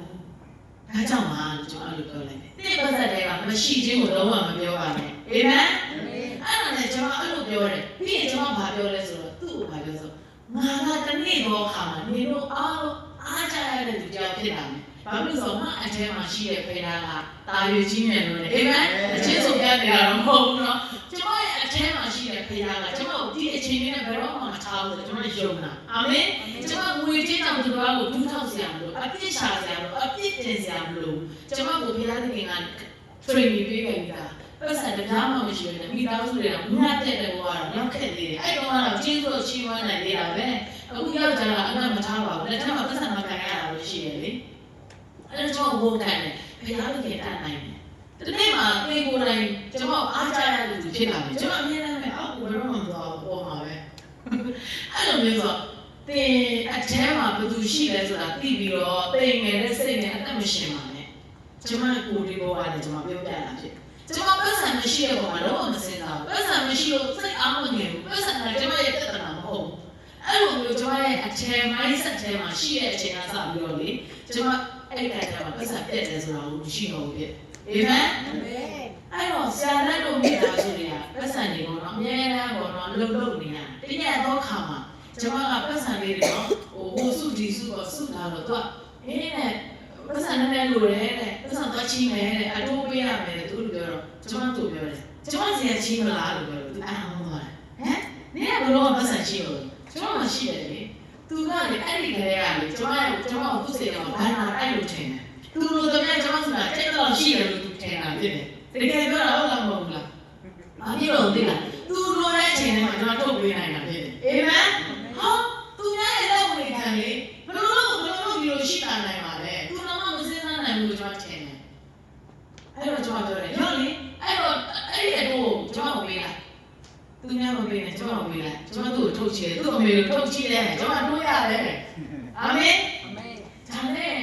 ကျွန်တော်အိမ်ဝင်ဖို့လည်းဒီတိုင်းပဲဒီအခုနေနေတဲ့အိမ်မှာအဲ့လိုပဲနောက်ကွကျွန်တော်ရှိတဲ့ပတ်စံနဲ့ပေါ်ပြီးတော့မြေခွက်နှစ်ခွက်ဝင်ပြီးပြီဒါနဲ့ခြံရှင်းနေတဲ့အချိန်မှာကျွန်တော်မပြောလို့ဆိုဒီဘက်တော့မြေခွက်ကိုဝယ်မယ်အဲ့လိုပြောတော့သူကကျွန်တော်ဒီလိုဆိုင်နေဒီဘက်တော့မြေခွက်ကိုဝယ်မယ်သူကျွန်တော်ကိုချင်းရအဲ့ဒီအားလေးပါမယ်ချင်းကျွန်တော်လည်းလည်းအဲ့လိုမျိုးပေါ့နော်တရားနဲ့ပတ်သက်လာတယ်ငါတရားသမီးလေဒီလိုမြေခွက်တော့ဝယ်နိုင်တယ်အဲ့လိုပြောတဲ့အခါမှာဒီကဘယ်ပတ်စံနဲ့ဝယ်မှာလဲငါမှဘုရားပေးရတဲ့လူရှိတယ်ဟာလာပြီးတော့အာယုံလာမနာဒီမှာတွေးနေရတယ်ကြားတယ်အာယုံလာမနာအာယုံမနာဘူးအဲ့ဒီမှာချမ်းခံတယ်အဲ့ဒီဘက်မှာဟိုဘက်ကိုခါလာဘက်ကိုခါလာအဲ့မှာကျွန်တော်ဝယ်မယ်လို့ပြောတယ်အဲ့ဒါနဲ့သူကမယုံတော့ရုံတော့နောက်တည့်ရက်ကျကျွန်တော်ဘာသာဒီပတ်စံထုတ်ပြီးတိတ်ရအောင်ဘုံနဲ့ပြေးတယ်ဝါဆိုလာတော့လာတော့တယ်သူလာတော့တယ်အဲ့ဒါဘသူရဲ့တတ်နိုင်ခြင်းလဲဆိုဘုရားရဲ့တတ်နိုင်ခြင်းဖြစ်တယ်အာမင်ကျွန်တော်တို့လက်လာမျိုးတရားကျွန်တော်တို့ဘယ်လိုပြောမလို့ရောက်ခမကဒီ900တောင်မရှိဘူးလို့ပြောခံရတဲ့သူတယောက်ကလူအပ်သမျှကိုထောက်ပံ့ပေးနိုင်တော့ဘုရားကျွန်မအထဲမှာရှိလာတဲ့အခါမှာကျွန်မဘယ်တော့မှမသိငယ်ဘူးအာမင်ဘုရားတကယ်ချင်းကိုလို့ဆိုတာသိငယ်ရင်ခဏပဲနော်သိငယ်ပါဒါပေမဲ့အဲ့ဒါကသိငယ်တာမဟုတ်ဘူးသိငယ်တာမဟုတ်ဘူးစာမွေးဖြစ်နေတာဖြစ်တယ်အာမင်ကိုဘယ်တော့မှသိငယ်တယ်လို့ပြောနေကိုဘယ်တော့မှဆင်းရဲတာပုံစံမနေနဲ့ကိုအခြေမဲ့အနေမဲ့ပုံစံဘယ်တော့မှမနေနဲ့ဒီအထဲမှာရှိတဲ့တရားတာရွေးကြီးမြတ်သောဘုရားဖြစ်တယ်အာမင်ဟောအကျွေးတွေဘယ်လောက်ရှိနေပါစေဘုရားသခင်အချိန်တိုင်းလိုအဲ့ဆက်ပြီးမဘုရားဖြစ်တယ်ဟာလေလုယာသင်ဘုရားပေါ်မှာယုံကြည်စိတ်ထားဖို့အတွက်အများကြီးကြီးတာဖြစ်တယ်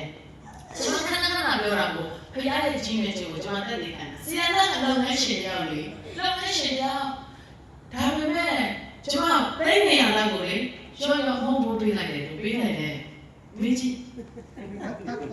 ပေးလိုက်တယ်အမှုတော်ဆောင်လို့မဟုတ်ဘူးနော်အဲ့လိုပြောလို့ဒီအမှုတော်ဆောင်တွေတော့ပြောတာမဟုတ်ဘူးကျွန်တော်အမှုတော်မဆောင်ဘူးနော်ဒီဘယ်လိုပြောမလဲဒီငွေတွေနဲ့ကျွန်မသုံးတာမဟုတ်ဘူးနော်တကယ်ပြောတာအခုပြန်ချောင်းကြီး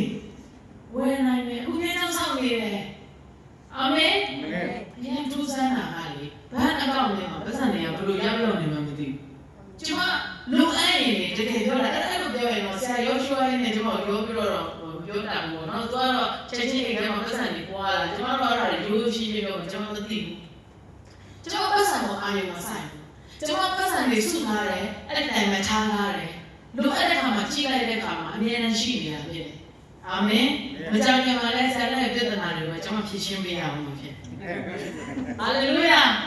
သာမဟုတ်ပါဘူးတခြားမဟုတ်ပါဘူးကျွန်တော်ဆိုင်နေထပ်ချဲဖို့ဖြစ်တယ်ဟာလေလုယာအဲ့လိုပြောလို့ကျွန်တော်မနေ့ကတော့ဇူးမှာလူငယ်လေးတယောက်ပေါ့နော်ဇူးထဲမှာဝင်လာ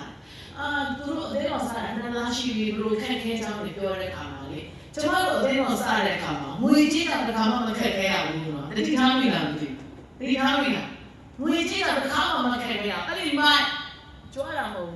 းဘာလဲကြီးပြည့်မိုက်ကြွားတာမဟုတ်ဘူးဟာလေလုယာဝယ်လိုက်တယ်ဟုတ်မှာကြီးပြည့်ဘာလဲဘောက်လေရရှိရဲ့ကြီးနေတယ်အာမင်ဖခင်ကတော့အကောင်းဆုံးတွေပဲသုံးတယ်လေတခါမှဖခင်ကြောင့်အတင်းတော့မပတ်စံမရှိလို့အလူခံဘူးလားမင်းအလူခံဘူးလားဘာဖြစ်လို့ကျွန်မအချင်းမှရှိတဲ့အရာအများကြီးမြန်လို့လေအာမင်အဲ့ဒါကြွားတာမဟုတ်ဘူးပြောပြချင်တာဘာမှမဟုတ်တဲ့အမျိုးသမီးကြောက်လေအဲ့ဒီငွေကြီးကိုတင်တော့အာရုံဆိုင်နဲ့အဲ့ဒီပတ်စံတွေကအပေါ်ဆုံးအသိတော့ဖြစ်လာတယ်ဟာလေလုယာဒီရောက်ပိုင်းဆိုင်ရာသိအာရုံဆိုင်နဲ့ဒါလည်းပြောမယ်ဒါဝိညာဉ်နဲ့မှထွတ်တာလို့ဝါချန်လေးပေါ့နေလို့စိတ်မငြိမ်နဲ့အဲ့ဒီဝါချန်မှာအာရုံမဆိုင်နဲ့မဲကြောက်လေးပေါ်နေလို့စိတ်မငြိမ်နဲ့အဲ့ဒီမဲကြောက်မှာအာရုံမဆိုင်နဲ့သပင်းလေးကျွတ်နေလို့အာရုံမဆိုင်နဲ့အဲ့ဒီအထဲမှာဒီအာရုံမဆိုင်နဲ့ဘုရားရဲ့ကြီးမြတ်ကြောင်းကိုသင်ဆက်တာဒီအနာဆုံးဖြစ်လာတယ်အာမင်ယုံကြည်ပါလားကျွန်တော်ဆိုမျက်နှာမှာအမက်ဆက်တွေတွေ့တဲ့အခါမှာကျွန်တော်အဲ့ဒီကိုအာရုံဝါဆိုင်မိတယ်အဲ့ဒါကကျွန်မအတွက်လေစာတန်ကကြောက်စိတ်လိုဖြစ်အောင်ကျွန်မမလုပ်နဲ့နောက်တော့ကျွန်မဘာလုပ်လဲမကြောက်တော့မဲကြောက်လေးတပြေလုံးပဲပေါက်သွားအဲ့ဒါငါနဲ့မဆိုင်ဘူးဘုရားသခင်ကဖန်ဆင်းနိုင်တော့ဘုရားဖြစ်တယ်အာမင်ဘုရားပေါ်မှာယုံတဲ့အခါမှာဘာစိတ်မှမသုံးဘူးတကယ်ပဲတော့ကျွန်မဆရာတော်ကိုစိတ်ဆိုးပြီးတော့အဲ့ဒီအိမ်မှာသွားပြီးတော့ရွှေသွေးတယ်ဆိုတာဘာဆိုတာတော့ကျွန်တော်သွားလုပ်လိုက်တာမျက်နှာတစ်ခုလုံးကမဲသွားတယ်အဲ့လိုပြောလို့မှမတော်တကယ်နဲ့ဆိုင်တော့ပြန်လာကြတာမဟုတ်ဘူးနော်မလို့ရမသူမျက်နှာရတကယ်မဲသွားတာအဲ့ဒါလေအမဲစတဲ့ကိုထွက်လာတာပေါ့နော်ကျွန်မနေ့အတိုင်းမှာလေအဲ့ဒီဟာပြောမှုတယ်ဒီကဆိုးလာရင်ဘယ်လိုလုပ်လဲဒီကဆိုးလာရင်ဘယ်လိုလုပ်လဲကြောက်စိတ်တွေဖြစ်လာတာဖြစ်တယ်အဲ့တော့ဘုရားသခင်ကပြောတကိုးပါတော့စိတ်ချစ်တတ်တော့စိတ်ရှင်နေတော့စိတ်အဲ့တော့ဘုရားသခင်ရဲ့တကိုးပါတဲ့စိတ်နှလုံးကိုကျွန်တော်ဝန်ခံတယ်ကျွန်မဘာစိတ်မှမလို့နေ့အတိုင်းမှာဘုရားကောင်းပြကြောင်းဝန်ခံတဲ့ကပြိတ္တအမဲနဲ့ပျောက်သွားတယ်ဖြစ်တယ်အာမင်သမီးတွေရေးလဲကျွတ်တာအပုံလိုက်ဒီကဒုံးလိုမျိုးဖြစ်နေတယ်အဲ့ဒီပုံမှာကျွန်တော်ကြောက်ခဲ့ဘူးလေဒါပေမဲ့ဘုရားသခင်ကကြောက်တဲ့စိတ်ကိုအဲ့ဒီကြောက်စိတ်ကစာတန်စီကလာကျွန်မအဲ့ဒီအပေါ်မှာဘုံခံမယ်နဲ့ဘုရားသခင်ရဲ့ကြီးတဲ့ကြောင်းဝန်ခံတဲ့ကမှာသမီးကျွတ်ချင်ကကျွန်မလည်းမဆိုင်တော့အခုဆိုသမီးတွေပြန်ပေါက်လာဒီမှာကြည့်ဘေဘီဟဲလေးတွေနားကြည့်ပဲအာမင်အဲ့တော့ဒီအသက်တာထဲမှာဘာအရာကိုမှမကြောက်ပါနဲ့ကြီးစားမရမရမှလည်းမကြောက်နဲ့အိမ်ကောင်မကြောက်မှလည်းမကြောက်နဲ့အပြိုကြီးတွေနော်ဟုတ်တယ်နော်ပြီးတော့စီးပွားရေးပြတ်မှလည်းမကြောက်နဲ့ဘာကိုမှမကြောက်နဲ့အာမင်ပြောရအောင်မကြောက်ဘူးလို့ပြောရအောင်မကြောက်ဘူးပြောအောင်မကြောက်ဘူးစားတဲ့အကြိုက်ဆုံးစကားလုံးက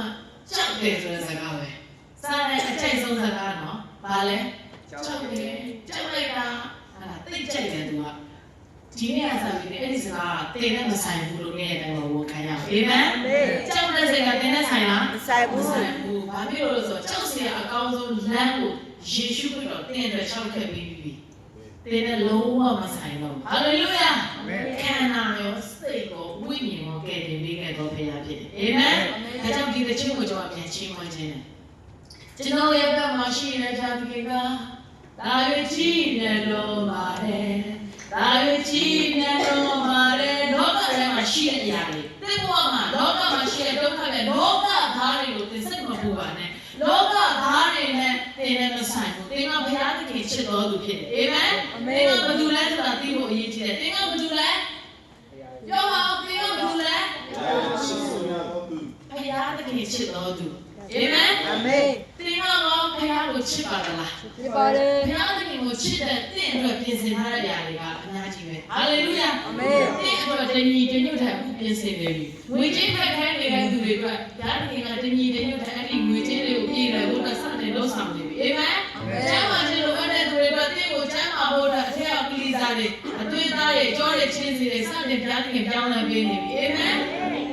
်လုပ်ငန်းခက်ခဲတွေရှိနေတဲ့သူဘုရားသခင်အဲ့ဒီလုပ်ငန်းကိုအကောင်းဆုံးပြင်ဆင်ဖို့အတွက်သင်အတွက်နေရာမှန်တွေလူမှန်တွေသင်ကိုပို့ဆောင်ပေးနေပြီအာမင်ဟာလေလုယ